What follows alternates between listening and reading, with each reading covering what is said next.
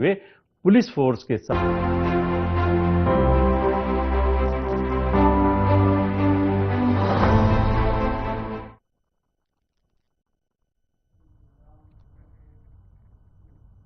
नमस्कार, बहुत स्वागत है आप सभी का इस खास बुलेटिन में। मैं हूं आपके साथ ज्योति यादव। चलिए बुलेटिन की शुरुआत करते हैं।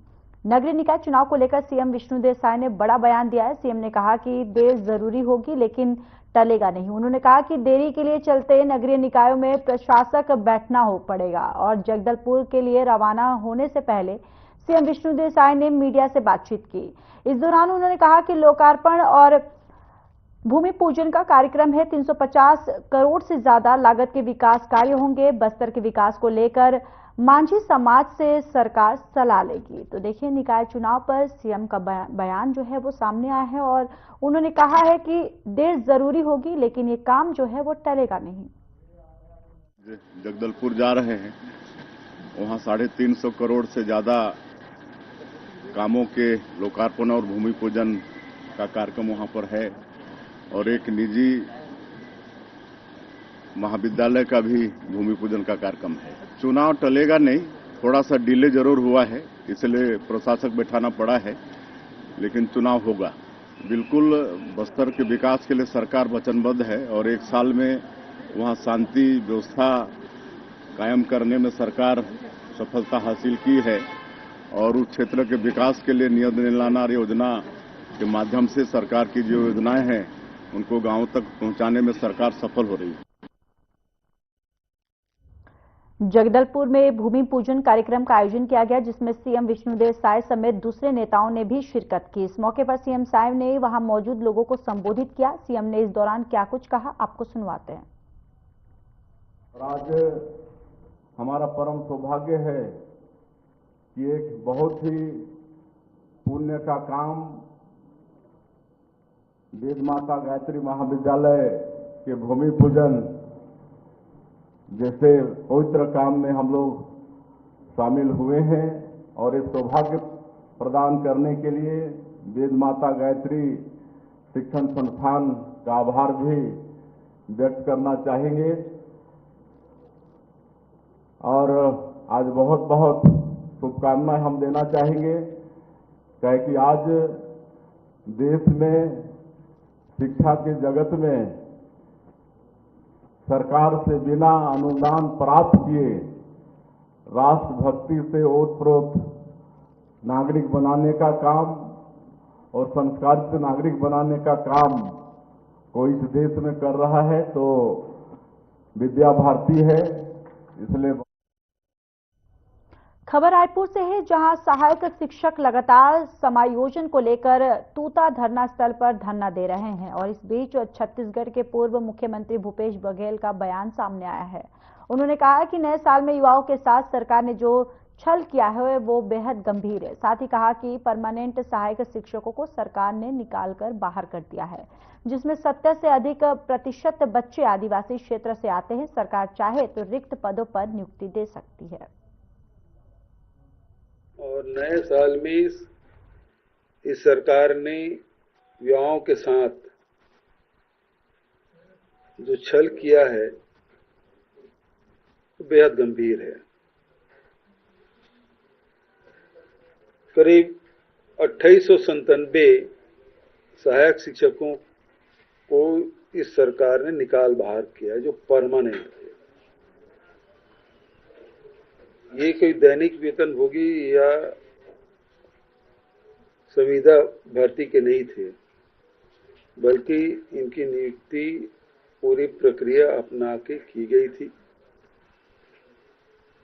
क्योंकि ये भर्ती प्रक्रिया हमारे शासनकाल में शुरू हुई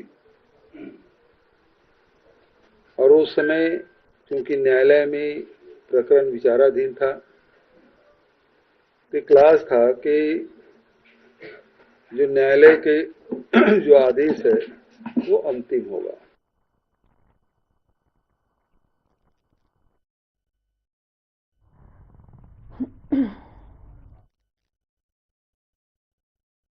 राजधानी रायपुर के मुजगहन थाना क्षेत्र के अंतर्गत रिश्तों को तार-तार कर देने वाला एक मामला सामने आया है, जहां बेटे ने ही पिता की ईंट से मारकर हत्या कर दी। दरअसल दोनों बाप बेटा कंदुल के मरघट के पास रहते थे, जहां दोनों के बीच आपसी विवाद हुआ। इसके बाद राजकुमार शर्मा उसकी बेटी ने ईंट से मारकर हत्या कर दी।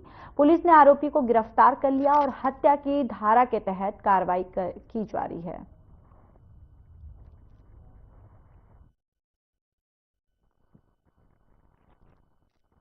कल थाना मुजफ्फरनगर में टीआई को सूचना मिला था, और जिसमें कांदुल के पास के मरघट के पास एक घर बनाकर एक शर्मा परिवार रह रहा था। उसमें उसका जो बेटा है और पिता दोनों रह रहे थे। परसों रात में दोनों आपस में शराब पिए थे और शराब पीकर दोनों के बीच में लड़ाई झगड़ा हुआ। आज जिसमें जो पिताजी हैं, जो शर्मा है, वो अपने बेटा को मारपीट कर रहा था। इसी से आक्रोशित होकर उसका जो 24 वर्षीय बेटा है, वो आसपास जो ईंटा पत्थर पड़ा था उससे लेकर के अपने पिता के सर पर वार कर दिया, जिससे उसकी इस बात पर मृत्यु होगी। प्रकरण में जो आरोपी बेटा है उसको गिरफ्तार कर लिया गया है।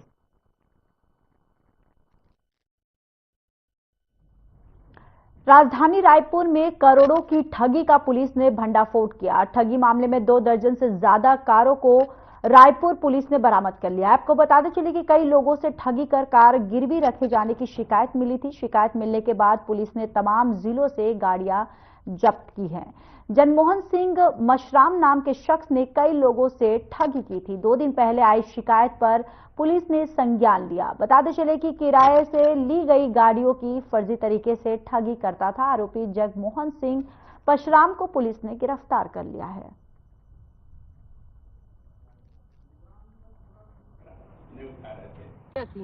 इसमें आज हम लोगों के द्वारा एक आरोपी जगमोहन सिंह मसराम, पिता नारायण सिंह मसराम, मूल निवासी भाटापारा जिला बलौदा बाजार का है। वर्तमान में यहाँ गोरिया खुर्द हाउसिंग बोर्ड कॉलोनी में निवासरत था। इसके विरुद्ध में प्रार्थी के द्वारा एक रिपोर्ट दर्ज कराया गया था, प्रार्थी त्रिलोक साहू के द्वारा, कि उसकी जो बोलेरो वाहन है उसको किराए पर लेकर 25,000 रुपये किराए पर लेकर के प्रति माह 25,000 रुपये दूंगा, यह कहते हुए उससे किराए पर लिया था। पूर्व में 25,000 रुपये के बदले पहले महीने में 15,000 रुपये दिया। बाद में इसके द्वारा किराया न देते हुए अपने आप को टालम टोल करता रहा।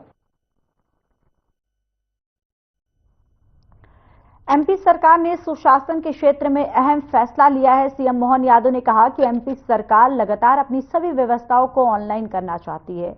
डिजिटाइजेशन ने सभी योजनाओं को बेहतर ढंग से लागू करने, विभागों का समन्वय बढ़ाने और जन कल्याण की गति तेज करने में आसानी होगी। मुख्य सचिव कार्यालय में ई ऑफिस का शुभारंभ करते हुए उन्होंने कहा कि फाइलों का प्रबंधन ई ऑफिस के माध्यम से किया जा रहा है। इस कार्य की प्रगति की मुख्य सचिव स्तर पर वीक में एक बार जांच भी की जाएगी। वहीं शुभारंभ के अवसर पर मुख्य सचिव डॉक्टर राजेश राजोरा और अन्य अधिकारीगण उपस्थित थे। सीएम यादव ने आज समत्व भवन सीएम निवास से ई ऑफिस प्रणाली का शुभारंभ करते हुए क्या कुछ कहा, आइए सुनवाते हैं।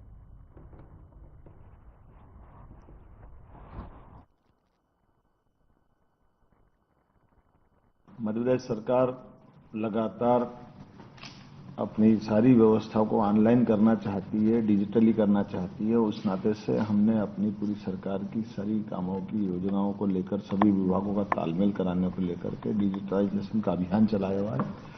और ये यशस्वी प्रधानमंत्री श्रीमान नरेंद्र मोदी जी की भी इच्छा है। और आज के युग में हम जितना अपने सारे पेपर्स को ऑनलाइन करेंगे उतना अच्छा रहेगा। इसमें पारदर्शिता भी रहती है और त्वरित गति से सब चीजों में काम की पोजीशन भी दिखाई देती है। मैं मान के चलता हूं कि ये सुशासन की दिशा में एक ठोस कदम है।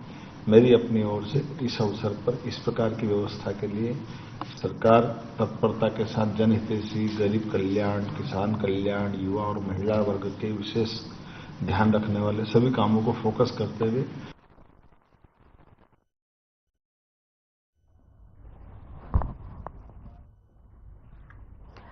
सीएम डॉक्टर मोहन यादव ने सीएम हाउस में यूनियन कार्बाइड के कचरे के निषादन पर प्रेस कॉन्फ्रेंस की है और इस दौरान सीएम ने कहा कि सरकार ने संवेदनशीलता के साथ फैसला लिया है। भोपाल से 358 टन कचरा को हटाया गया।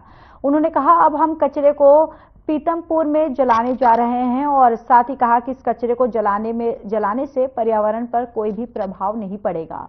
उन्होंने विपक्ष पर निशाना साधते हुए कहा कि कांग्रेस के नेता पीतमपुर में जाकर तो विरोध करते हैं, पर भोपाल में चुप्पी साध लेते हैं। एक घटना पर दोहरा चरित्र नहीं चलेगा।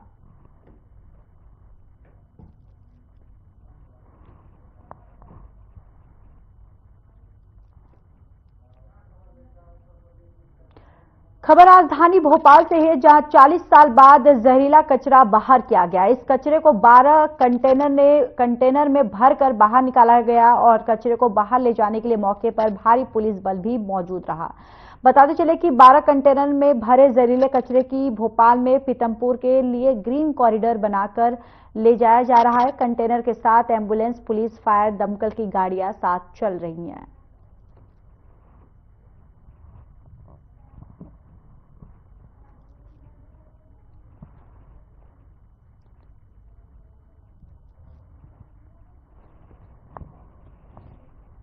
घटना की दृष्टि से बहुत ही और आज का दिन उसके अवशिष्ट पदार्थों को नष्ट करने की दिशा में एक बड़ा ही निर्णायक दिन है।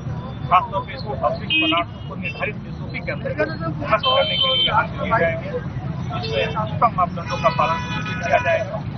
हालांकि इसमें किसी भी तरह की परिस्थिति या पर्यावरण की दृष्टि से किसी भी तरह का अभी वर्तमान परिवेश में खतरा नहीं है, लेकिन एसओपी तय की गई है और एसओपी प्रक्रिया को सुनिश्चित करने के लिए खासतौर से मार्ग में किसी तरह का अवरोध न हो, पुलिस बल भी लगाया गया है। मध्य प्रदेश में सौरभ शर्मा को लेकर लगातार कई पार्टियां जांच की मांग कर रही है। जहां एक और कांग्रेस बीजेपी पर निशाना साध रही है, तो वहीं समाजवादी पार्टी भी अब पीछे नहीं हट रही है। समाजवादी पार्टी के प्रदेश अध्यक्ष डॉक्टर मनोज यादव ने लाल डायरी में लिखी हुई नाम को सरकार से उजागर करने की मांग की है। डॉक्टर मनोज यादव का कहना है कि मध्य प्रदेश में कई अधिकारी और मंत्री इस खेल में शामिल है और लाल डायरी में आए हुए नाम को सरकार उजागर करती है, तो निश्चित रूप से ऐसे लोगों के नाम सामने आएंगे। वहीं निलब्ध रातीबड़ अरेरा कॉलोनी जैसी बस कॉलोनी में वर्तमान समय के घर लेने वालों की भी जांच होनी चाहिए।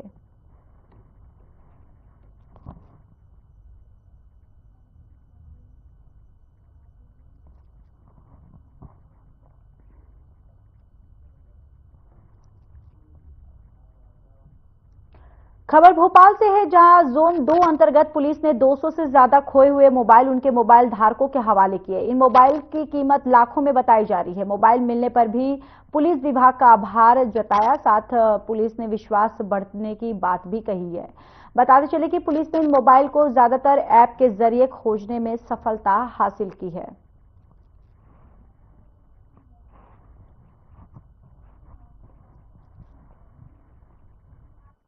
ये करीबन 182 मोबाइल्स हैं जो आज बांटे जा रहे हैं। तो ये बहुत दिनों से इनके लोगों में घूमे हुए थे, तो उनकी आस पूरी हो गई है और मोबाइल पाके बड़े खुश हैं।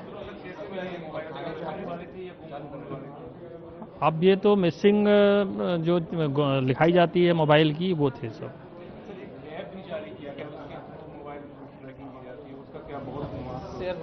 अब वो विभिन्न तरीके हैं। भोपाल में बढ़ रही चोरी की घटनाओं पर पुलिस ने बड़ी कार्रवाई की। बताते चले कि थाना अध्यक्ष और थाना अयोध्या नगर पुलिस ने चोर गिरोह की चोरी की घटना का पर्दाफाश किया। इस मामले में डीसीपी संजय अग्रवाल ने जानकारी दी। पुलिस ने आरोपियों से सोने चांदी के जेवर सहित कुल 16 लाख रुपए का मसरूका बरामद किया है। इसके साथ ही आरोपी बदमाशों से पिस्टल, चाकू, छुरी, राड और टामी भी जब्त की गई है। जानकारी मिली है कि गिरोह में सागर, विदिशा, रायसेन और भोपाल के बदमाश शामिल थे। आरोपी जल्दी अमीर बनने के चक्कर में चोरी करते थे। वहीं चोरी के जरिए महंगे शौक और कर्ज भी पूरा करते थे। पुलिस ने हथियारबंद बदमाशों से 5 चोरी की घटनाओं में चोरी हुए सोने चांदी के जेवर, घटना में उपयोग की गई 3 मोटरसाइकिल सहित 16 लाख रुपए का माल जब्त किया।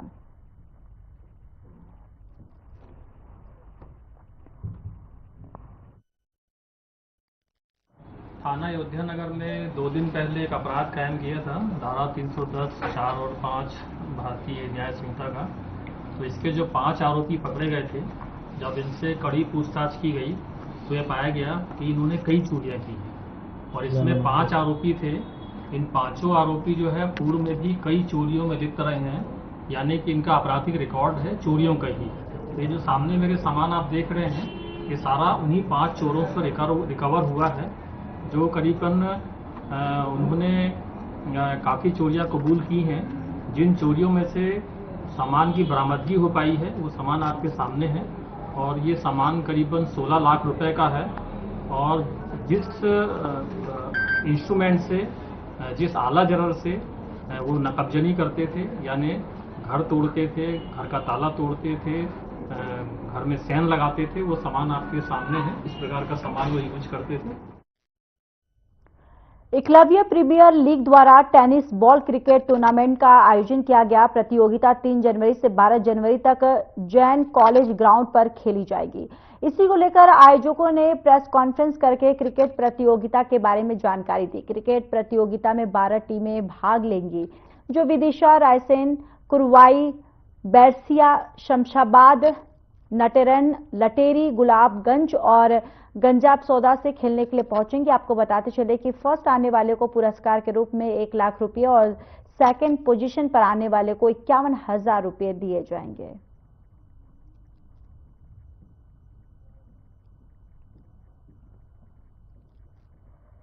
एकलव्य प्रीमियर लीग द्वारा जो टूर्नामेंट कराया जा रहा है 3 जनवरी से लेकर 12 जनवरी तक जैन कॉलेज ग्राउंड को, उसको लेकर ये जो है प्रेस कॉन्फ्रेंस की गई।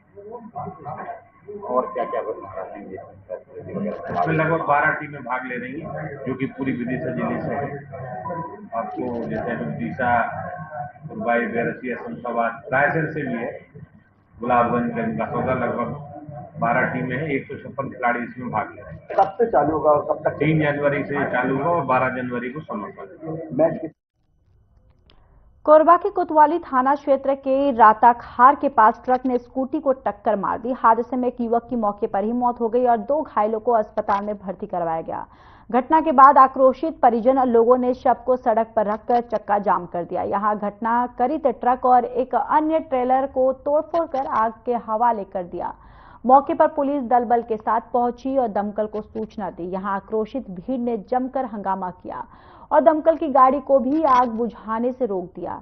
बड़ी मशक्कत के बाद आक्रोशित परिजन को समझाकर 5,000 रुपये सहायता राशि प्रदान की गई। यहां राताखार मुख्य मार्ग पर खड़े ट्रेलरों और कार्रवाई और स्ट्रीट लाइट लगाने की मांग को पूरी करने का आश्वासन देते हुए चक्का जाम को समाप्त किया और चक्का जाम समाप्त होने की शव को मोर्चरी लेकर गए।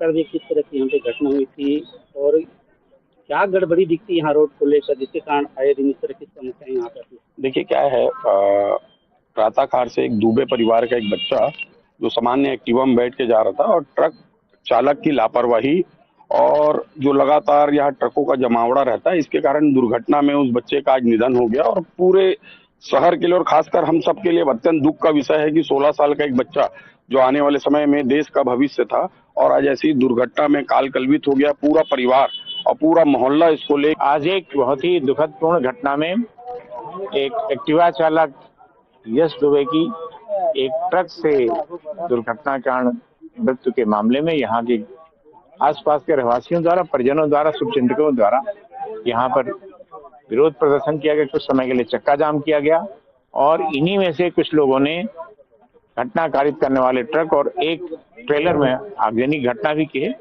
घटना की सूचना मिलने पर पुलिस कार्यपालिक मजिस्ट्रेट के पास। खबर बलरामपुर से है, जहां वाटर पवाई फॉल में नहाने के दौरान एक छात्र की मौत हो गई। बलरामपुर जिले के वाटर पवाई फॉल में डूबने से क्षेत्र में सनसनी मच गई है। आपको बताते चले कि 9वीं क्लास का छात्र घर चंपापुर का रहने वाला था। जिले के कोतवाली थाना क्षेत्र के अंतर्गत वाटर पवाई फॉल पिकनिक मनाने आया था। हादसे के बाद एसडीआरएफ की टीम मौके पर पहुंची, लेकिन देर शाम तक कुछ सुराग नहीं मिला। छात्र के डूबने से घर वालों का रो रो कर बुरा हाल है। परिजनों का कहना है कि छात्र पिकनिक में आया था और नहाने के दौरान यह हादसा हो गया।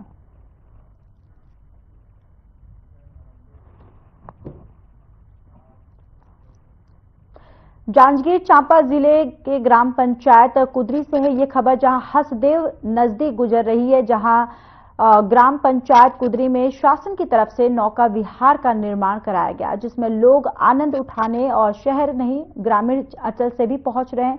आपको बताते चले कि चांपा का हनुमान धारा एक पर्यटक स्थल है, जिसमें लोग वन भोज के लिए दूर दूर से पहुंचते हैं और नदी का उस छोर पर नौका विहार होने पर लोग बोटिंग का जमकर लुत्फ उठाते हैं। जी, आज हम खड़े हैं जांजगीर चांपा जिला के ग्राम पंचायत कुदरी में, जहां हल्दो नदी के तट पर नौका विहार जो बनाया गया है, वहां दूर दूर से लोग आकर मजा लेते हैं। आज जानते हैं यहाँ जो संचालन कर रहे हैं हमारे छोटू भैया जी हैं, यहाँ कितना चार्ज लेते हैं, कैसा किस तरह से संचालन किया जा रहा है, उनके बारे में जानने की हम कोशिश करते हैं। जी भैया, बताएंगे नौका विहार जो है कितना दिन हुआ है संचालित हुए? अभी ये दिवाली पे चालू हुआ है। अच्छा, दीपावली पे इसका उद्घाटन हुआ है, उसी दिन से शुभारंभ में इसका चालू है, प्रारंभ है काम। अच्छा, इसमें अभी जो टिकट जैसे काउंटर बना हुआ है जी, तो इसमें कितना टिकट है, क्या है बताएंगे? इसमें पैडल बोट का है 50 रुपये और मोटर बोट का है 100 रुपये। जी, जैसे पैदल बोट है जी, तो उसमें पैदल बोट में कितना समय देते हैं, क्या होता है, कुछ बताएंगे? पैडल बोट का समय रहता है 20 मिनट जी, और उसका समय रहता है लगभग 25 मिनट का। तो ये जो पैदल बोट है कितने हैं? पैडल बोट टोटल है यहाँ 4 और ये मशीन वाला जो है बोट जो है मोटर बोट है 2। अच्छा, तो मोटर बोट का कितना चार्ज लेते होंगे? मोटर बोट का पर पर्सन का 100 रुपये। अच्छा, उसमें कैसा मिनट हिसाब से चलता होगा या दूरी के हिसाब से चलाते हैं? एक दूरी तय किया गया है, उस दूरी तक उसको राउंड घुमा करके लाना है हमको। अच्छा, लगभग अच्छा कितना समय दे देते होंगे? लगभग 20 मिनट। चलो, अभी जैसे बोट है किस तरह चलाते हैं उसको थोड़ा बताएंगे हम, ताकि दर्शकों को बता सकें। आइए चलते हैं हम लोग नौका विहार।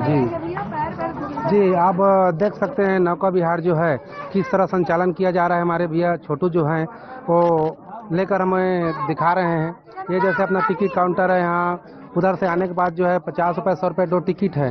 टिकट में जो है 50 रुपये वाला जो टिकट है उसमें 25 मिनट का समय दिया जाता है। 4 बोट रखे हैं और मशीन वाला जो बोट रखे हैं उसमें लगभग 3 किलोमीटर की दूरी तय की जाती है, उसमें 100 रुपये का चार्ज रखे हैं। ये हम आपको दिखाना चाहते हैं और दिखाने की प्रयास कर रहे हैं कि किस तरह यहाँ बोट का संचालन कर रहे हैं।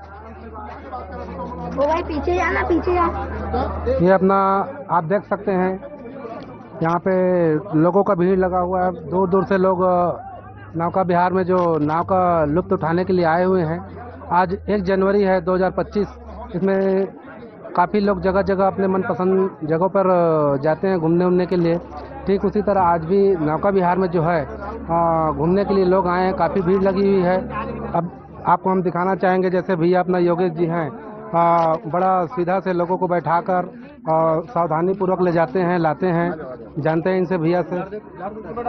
जी योगेश भैया, बताएंगे यहाँ कितने दूर दूर से लोग आ रहे हैं और किस तरह संचालन कर रहे हैं? जैसे अभी आपको हम देख सकते हैं कि बढ़िया लोगों को सुसज्जित बैठा रहे हैं, आगे पीछे जो लेके जा रहे हैं, बताएंगे थोड़ा। टिकट करने के बाद टोकन के हिसाब से बैठा रहे हैं, प्लस भीड़ कमी होने का मतलब भीड़ ज्यादा होने के कारण सभी को लाइन से आ रहे हैं और प्लस छत्तीसगढ़ के हर कोने कोने से आ रहे हैं। मीडिया के द्वारा, आपके पेपर के द्वारा, जितना भी मीडिया भाई लोगों के द्वारा जितना भी अपना संचालित हो रहा है, उतना में क्या बोलते हैं सोशल मीडिया के द्वारा इतने में प्रचित हो रहे हैं। और बाकी जी भाई बता रहे हैं आज भीड़ काफ़ी ज़्यादा है 1 जनवरी के कारण, और इसीलिए भीड़ होने के कारण जो है व्यवस्था को सुचारू करने के लिए थोड़ा समय लग रहा है, लेकिन फिर भी अपना सुविधा अनुसार चला ही रहे हैं। अब भैया हमारे छोटू भैया बताएंगे, वहाँ ले जाके बताएंगे कि किस तरह वहाँ लोग उधर से आते हैं और आने के पश्चात जो है यहाँ एक बढ़िया जो है प्लास्टिक का ड्रम जैसा है, ये ड्रम के ऊपर से बोट तक ले जाया जाता है लोगों को, और उसके पश्चात जो है बोट में जो है ले जाके बैठाया जाता है। जी ये देख सकते हैं, ये प्लास्टिक का एक डिब्बा जैसा है जो पानी पे तैर रहा है। इसके द्वारा जो है लोग वहाँ तक बोट के समीप पहुँचते हैं और बोट का लुत्फ उठाने के बाद फिर इसी से वापस आना होता है। ये देख सकते हैं अभी जो है बोट लोगों को उधर से घुमा कर लेके आ रहे हैं। भैया बताएंगे ये कहाँ कितने दूर तक लेके गए होंगे? अभी ये लगभग दूरी पर तय हो जाता है, 1 से 1.5 किलोमीटर तक पहुंच जाता है। 1 से 1.5 किलोमीटर? जी, मैंने आना जाना कर 3 किलोमीटर कहा जा सकता है लगभग, हम मान सकते हैं, है कि नहीं? जी। ये आप देख सकते हैं, अभी लोग जो है उधर दिखाएंगे कि दूरी तय करके आ रहे हैं उधर से, आनंद लेकर उसका आ रहे हैं। रोक ले चालू कर जी। ये आपको हम बताना चाहेंगे, भैया जो है बोट में लुत्फ उठाकर आए हैं। भैया बताएंगे, बोट में भी लुत्फ उठाने गए थे। सबसे पहले तो आपको नववर्ष की बहुत बहुत बधाई, शुभकामनाएं जी। ये कुदरी जो बैलाज है, यहाँ का बोट सिस्टम बहुत अच्छा है जी। जिस हिसाब से इन लोग निर्धारित दर रखे हैं उस हिसाब से बहुत आनंद उठा रहे हैं सभी जी, और बहुत अच्छा लग रहा है। और हमारे छोटू भाई भी यहाँ उपस्थित हैं जी, उनको भी बहुत बहुत बधाई नववर्ष की जी, और आपको भी शुभकामनाएं जी। बताएंगे अभी जो लुत्फ उठा के आए, कैसा अनुभव कर रहे हैं आप? बहुत ही आनंद है, और नववर्ष की हिसाब से और दूसरे जैसे लोग हैं, हमारे भाई लोग हैं, हाँ, उनको क्या कहना चाहेंगे मीडिया के माध्यम से? आप लोग को भी आना चाहिए, आप लोग तो उठाने और लोग को भेजना चाहिए, और इसको मतलब विस्तृत करना चाहिए, और बढ़िया यहाँ चौपाटी वगैरह लगना चाहिए, नाश्ता पानी और व्यवस्था होना चाहिए जी। क्या नाम है बताएं? योगेश गोपाल, अधिवक्ता, जांजगीर से। फिलहाल इस बुलेटिन में इतना ही। नमस्कार।